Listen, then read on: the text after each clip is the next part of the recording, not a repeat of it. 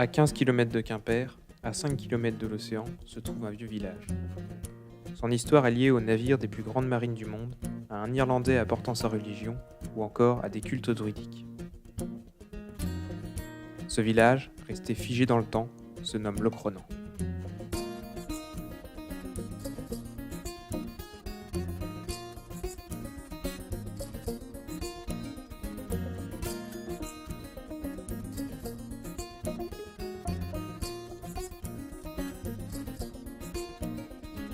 Locronan vient du breton loch qui signifie lieu consacré et de Ronan, un ermite irlandais apportant le christianisme dans la région, représenté dans l'église Saint-Ronan du XVe siècle en habit d'évêque.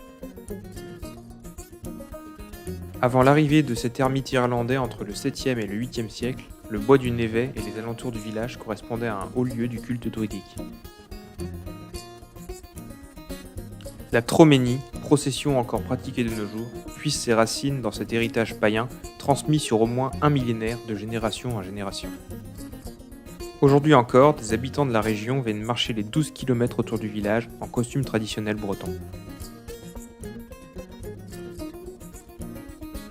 Des pépites d'or auraient été trouvées dans la rivière du Névet, mais la ville prospéra grâce à d'autres matières premières. Dès le XIVe siècle, le chanvre fleurit dans la région.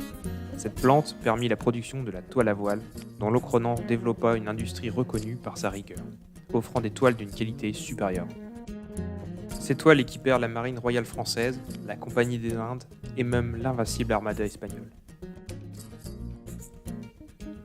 Des Espagnols qui ne seront pas très reconnaissants puisqu'ils viennent piller Locronan en 1594 dans le contexte des guerres de religion, soutenant les catholiques. Après cela, la ville est même abandonnée entre 1595 et 1599. La condition des tisserands devint misérable à Locronan au XVIIIe siècle. En mars 1757, une épidémie de typhus propagée par le retour de marins à Brest fait plusieurs centaines de morts dans la région de Locronan. Pour ne rien arranger, l'ancien puits communal au centre de la place fut longtemps la seule source d'eau potable de la cité.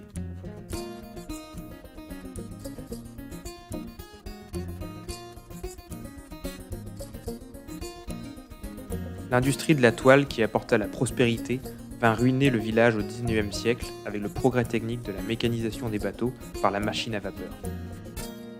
Le village est marqué par la misère. Il resta alors figé à cette époque puisqu'aucune construction ne vit le jour depuis.